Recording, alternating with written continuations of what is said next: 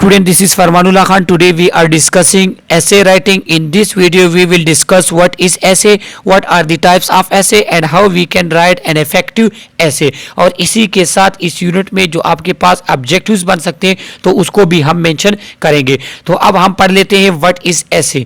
Essay is derived from the French word essayer which means to attempt or to try. तो ये हमारे पास French word से derive है. एक तो आप ये एमसीक्यूज के लिए याद रख लें कि इसका मतलब क्या होता है, to attempt or to try. क्योंकि ऐसे में ऐसा होता है कि जो अतर होता है वो अपनी ओपिनियंस को, वो अपने ख्यालात को लिखने की कोशिश करता है, उसको लिखता है. इस यहाँ पे हमारे पास डिफिनीशन आ जाती है कि an essay is a short form of literary composition based on a single subject matter and often gives the personal opinion of the author. कि जो हमारे पास ऐसे होते हैं वो लिटरेरी कंपोजिशन होती है. लिटरेरी कंपोजिशन वो कंपोजिशन जो एकेडमिक हो, जिसमें एक खास मकसद की बात की गई हो, या कोई बुक के रिलेटेड भी हमारे पास हो सकते हैं, किसी जगह से रिलेटेड भी हमारे पास हो सकता है.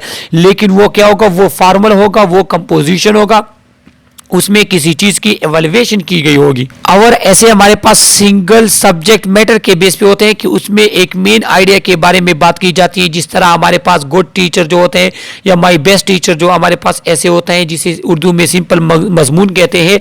इसकी तरह हमारे पास my best teacher, my best friend. तो उसमें क्या होता है कि ऐसे में एक ऑब्जेक्ट होता है, सब्जेक्ट, एक सब्जेक्ट मैटर पे बातचीत चलती है. और इसमें क्या होते हैं कि जो अतर का पर्सनल ओपिनियन है वो शामिल होते हैं. तो आपको पता होना चाहिए कि हमारे पास ऐसे में क्या होगा, लिटरेरी कंपोजिशन होगी कि एकेडमिक या एवेल्युएशन किसी चीज की उसमें की गई होगी.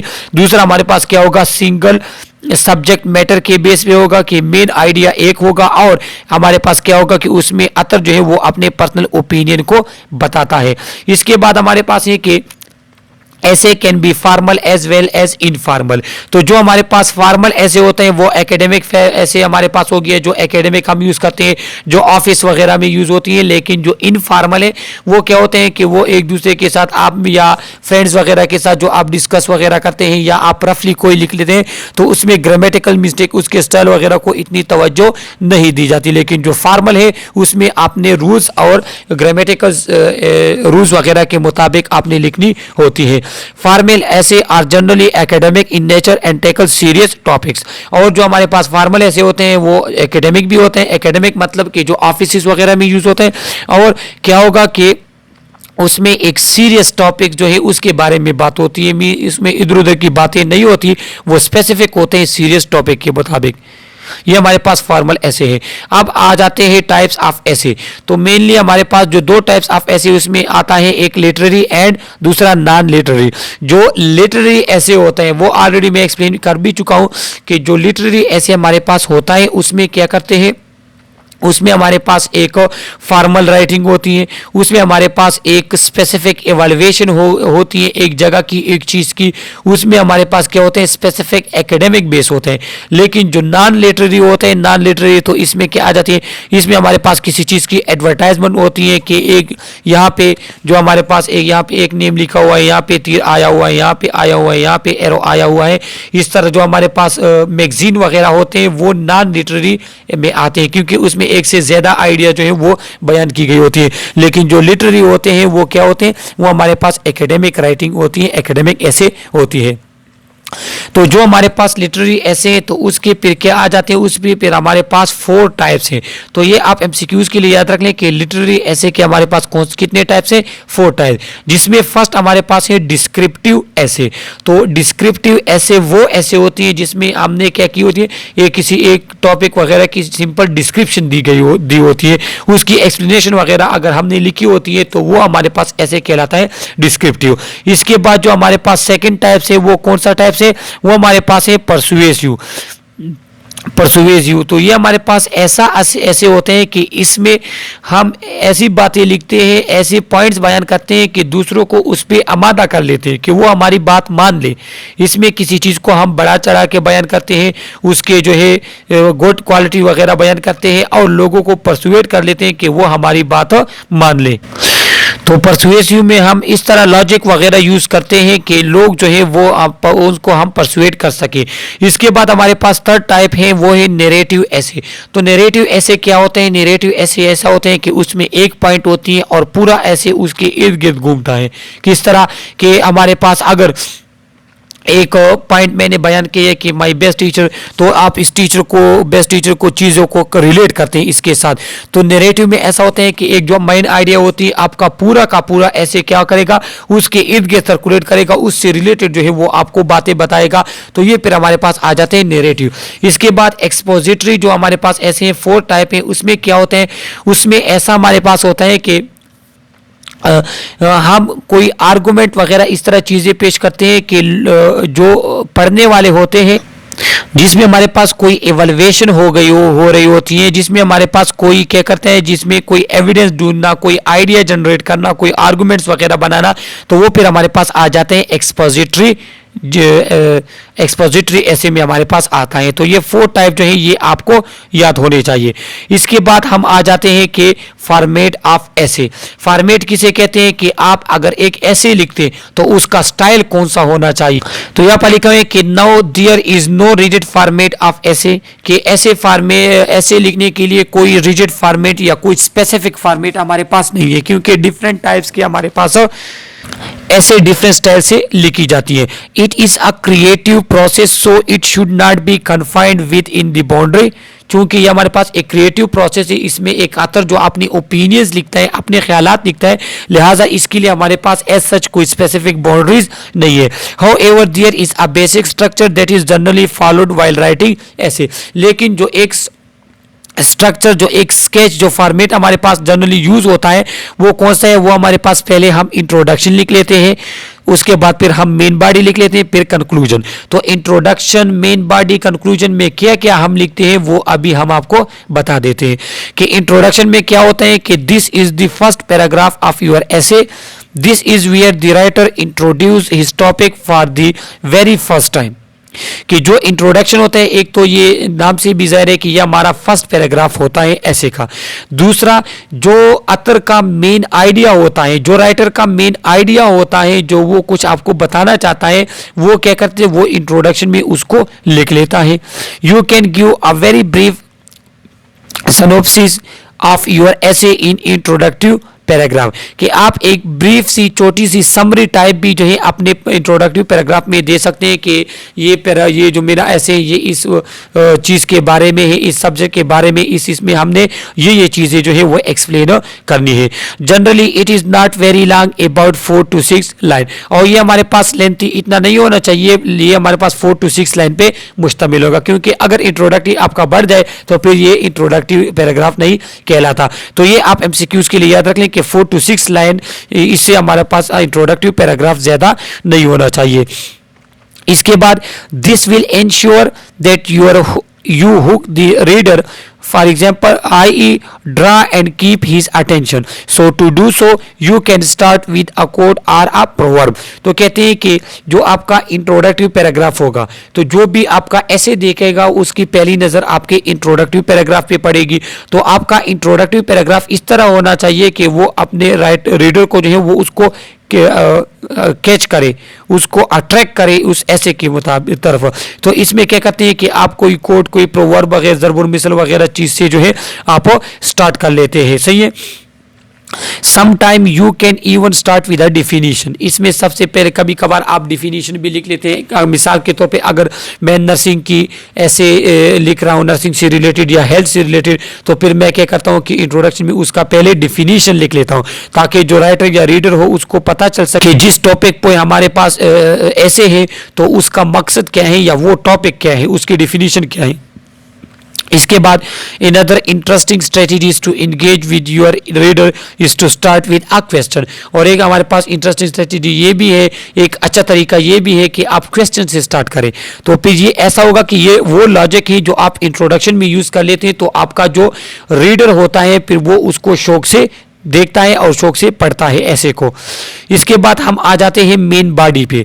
This is the main crux of your essay, ये मेन बॉडी, ये मेन पार्ट जो होते हैं आपके ऐसे का होते हैं, क्योंकि इसमें आपका जो टॉपिक होते हैं उसके बारे में फुल एक्सप्लेनेशन दी गई होती है। The most vital and important content of essay will be here. This need not to be confined to one paragraph, it can extend to 2 or more paragraph according to the content. जो हमारे पास main body होगी ये एक जरूरी नहीं है एक paragraph, ये एक से ज्यादा पैराग्राफ भी हो सकते हैं, 2 से लेके 3 तक, इससे भी ज्यादा हो सकते हैं, डिपेंड करता है आपके टॉपिक पे। लेकिन जो हमारे पास इंट्रोडक्टिव पैराग्राफ था वो सिर्फ एक पैराग्राफ होगा और 4 से 6 लाइन तक। The mistake writer generally make is to go about it in a haphazard manner which leave the reader confused। तो कहते हैं कि जो हमारे पास राइटर जो होते हैं जो ऐसे लिखते हैं तो वो एक मिस्टेक कर जाते हैं। वो मिस्टेक इस तरह होते हैं कि जो मेन बॉडी होती है उसको वो हैज़ार्ड मैनर इसे कहते हैं कि कभी एक आइडिया की तरफ जाना, कभी दूसरे की तरफ जाना, फिर वापस भी पिछले वाले की तरफ आना। तो ये मैनर से अगर आप इसको बना लेते हैं तो फिर आपका जो रीडर होगा वो कंफ्यूज होगा। आपने इसको इस तरह नहीं बनाना, आपने किस तरह बनाना है, it is important to organize your thought and content. जो आपके थॉट्स होंगे, जो आपके ओपिनियन होंगे, जो आपका कंटेंट होगा, आप उसको ऑर्गेनाइज फॉर्म में बनाएंगे, आप उसको एक दूसरे के साथ रिलेट करेंगे जिसे कोहेरेंसी कहते हैं। आपका आइडिया एक मेन आइडिया होगा, आप तरतीब वाइज जाएंगे सीक्वेंस के साथ, तब आपका जो ऐसे होगा वो लोग उसको रीड करना चाहेंगे। Write the information in a systematic flow so that the reader can comprehend. So for example you are narrating an incident, the best manner is to do this would be to go in a chronological order। यहाँ पे इन्होंने मिसाल दी है कि अगर जब आप कोई ऐसे लिखते हैं तो आप सिस्टमेटिक वे में आया करें, तरतीब के साथ सीक्वेंस के साथ आया करें, ताकि जो रीडर है, जो पढ़ने वाला है, उसको अच्छे तरीके से समझ आ सके। अगर हमारे पास कोई इंसिडेंट रिपोर्ट हम लिखना चाहते हैं, कोई इंसिडेंट ऐसे लिखना हम चाहते हैं, तो हम उसको किस तरह लिखेंगे, स्टेप वाइज लिखेंगे, स्टार्ट से लेके एंड तक एक तरतीब के साथ, जिसे क्रोनोलॉजिकल आर्डर कहते हैं।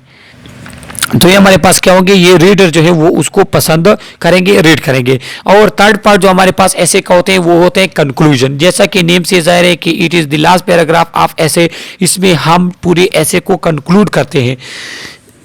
Sometime a conclusion will just mirror the introductory paragraph but make sure the words and syntax are different। देखो जैसा कि इंट्रोडक्टिव पैराग्राफ में भी हम एक तरीके की समरी जो है वो बयान करते हैं कि हमारा जो टॉपिक है वो किस रिलेटेड से, बिल्कुल इसी तरह आपका जो कंक्लूजन होता है वो कभी कभार आपके इंट्रोडक्टिव पैराग्राफ की तरह हो जाता है। लेकिन आपने फिर क्या करना होगा, आपने वर्ड्स भी चेंज करने होंगे और उनका जो ग्रामेटिकल सेटअप है वो भी चेंज करना होगा, ताकि आपका इंट्रोडक्शन और कंक्लूजन दोनों सेम न रहे। सही है। बाकी तो कंक्लूजन में हम क्या करते हैं, जो चीज़ हमने ऊपर बयान की हुई थी उसको 2-3 लाइन में जो है समरी के तौर पे बयान कर लेते हैं। A conclusion is also a great place to sum up a story और an argument. You can round up your essay by providing some moral और रैपिंग अप अ स्टोरी, कि आप अपने जो है ऐसे को कोई मॉरल दे, उसको कोई 2-3 लाइन में जो है जब आप उसकी समरी बयान करते हैं एट द एंड, तो वो आपका क्या कहलाता है, वो आपका फिर कहलाता है conclusion. Make sure you complete your essay with conclusion, leave no hanging threads. तो आप जो भी ऐसे लिखे तो उसमें ये 3 चीज़ें लाजमी लिखा करें, जो इंट्रोडक्शन, जो मेन बॉडी और कंक्लूजन, क्योंकि जब आपके ऐसे में कंक्लूजन अगर नहीं है तो आपका वो ऐसे क्या है, वो इनकम्प्लीट है।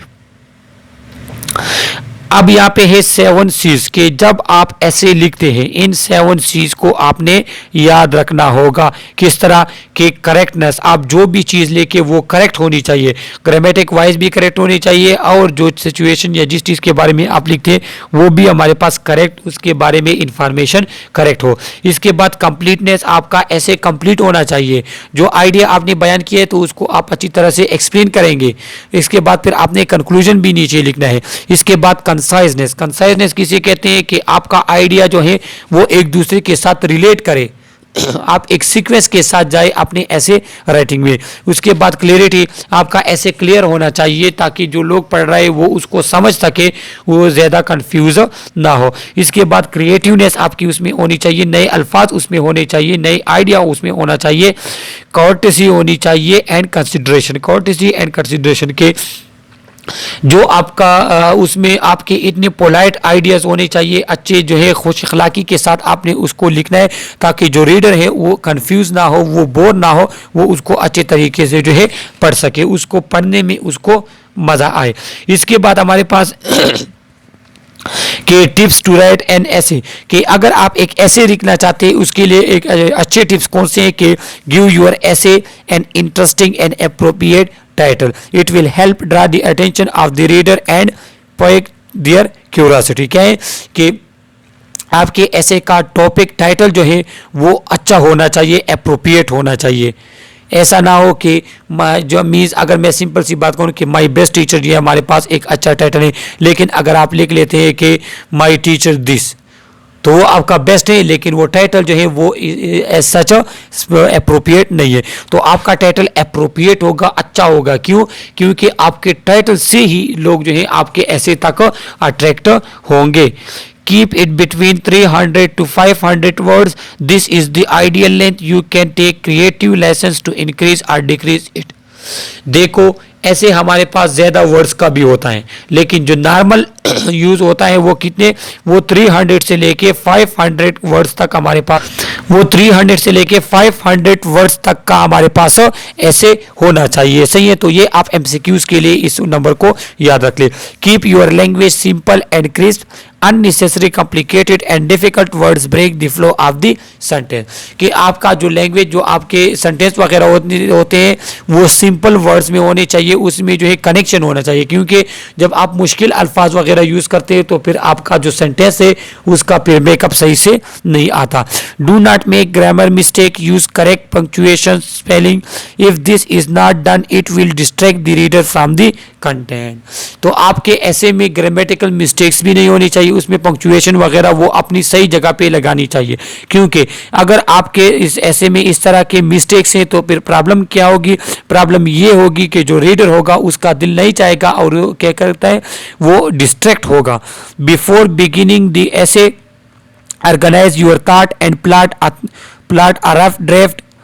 This way you can ensure the story will flow and not be an unorganized mess.